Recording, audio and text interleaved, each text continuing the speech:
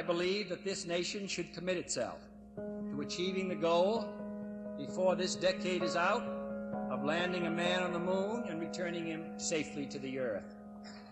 No single space project in this period will be more impressive to mankind or more important for the long-range exploration of space, and none will be so difficult or expensive to accomplish.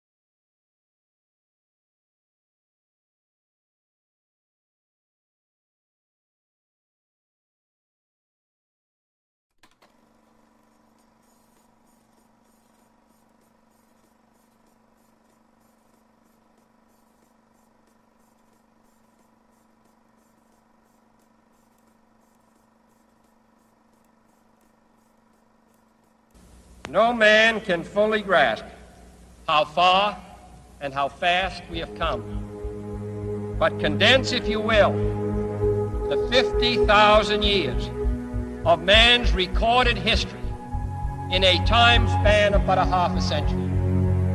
Stated in these terms, we know very little about the first 40 years, except at the end of them, advanced man had learned to use the skins of animals to cover them. Then about 10 years ago, under this standard, man emerged from his caves to construct other kinds of shelter. Only 5 years ago, man learned to write and use a cart with wheels. Christianity began less than 2 years ago. The printing press came this year. And then less than 2 months ago, during this whole 50-year span of human history, the steam engine provided a new source of power. Newton explored the meaning of gravity. Last month, electric lights and telephones and automobiles and airplanes became available. Only last week did we develop penicillin and television and nuclear power.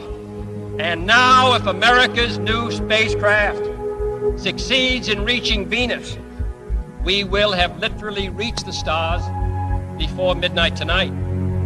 This is a breathtaking pace, and such a pace cannot help but create new ills as it dispels old. New ignorance, new problems, new dangers. Surely the opening vistas of space promise high costs and hardships, as well as high reward. So it is not surprising that some would have us stay where we are a little longer, to rest, to wait.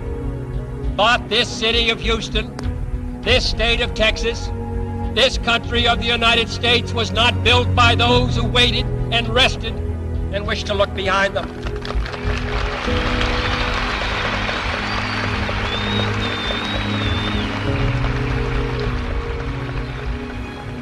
For the eyes of the world now look into space, to the moon, and to the planets beyond.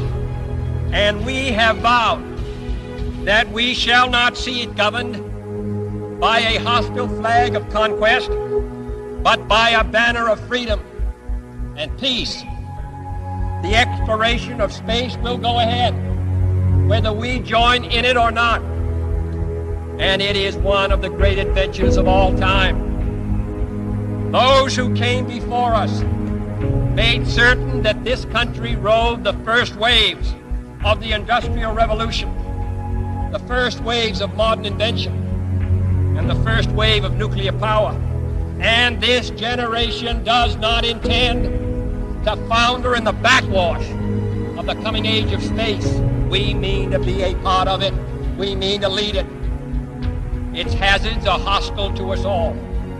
Its conquest deserves the best of all mankind, and its opportunity for peaceful cooperation may never come again. But why, some say, the moon? Why choose this as our goal? And they may well ask, why climb the highest mountain? Why, 35 years ago, fly the Atlantic? Why does Rice play Texas? We choose to go to the moon. We choose to go to the moon.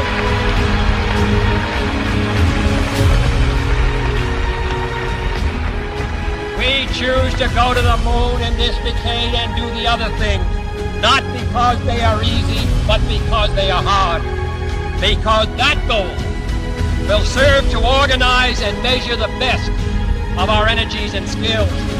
Because that challenge is one that we're willing to accept, one we are unwilling to postpone, and one we intend to win when the others do.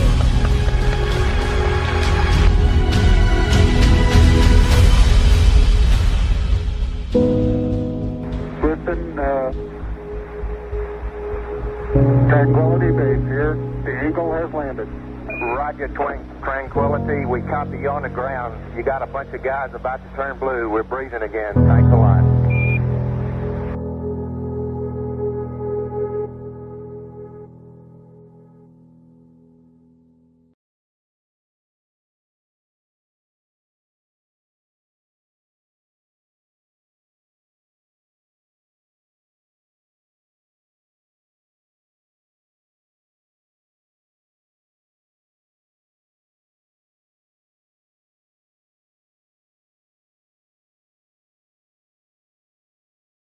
I think the momentous, most memorable thing that I can recall about that particular day was the opportunity while my two friends here were being put into the spacecraft to stand alone by myself out there and look at the rocket and the quietness and see the sun come up and the waves rolling in and the evidence of the millions of people watching, but nothing specific and just so quiet. And to realize that indeed such a contrast was going to take place, all the frantic activity preparing the rocket, but it was so quiet up there for me personally, and that in a very few moments we were going to be departing in a great roar and off for a momentous event.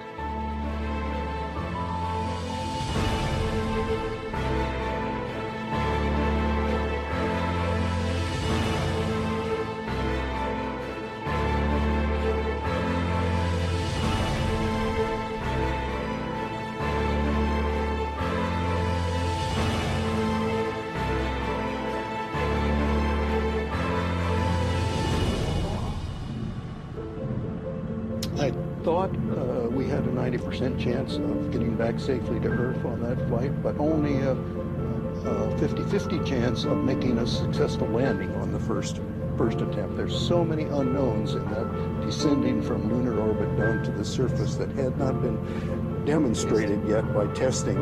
It's a risk-reward equation, and you're able to accept a level of risk so long as it's commensurate with the reward that you will get by achieving the goal that you're after.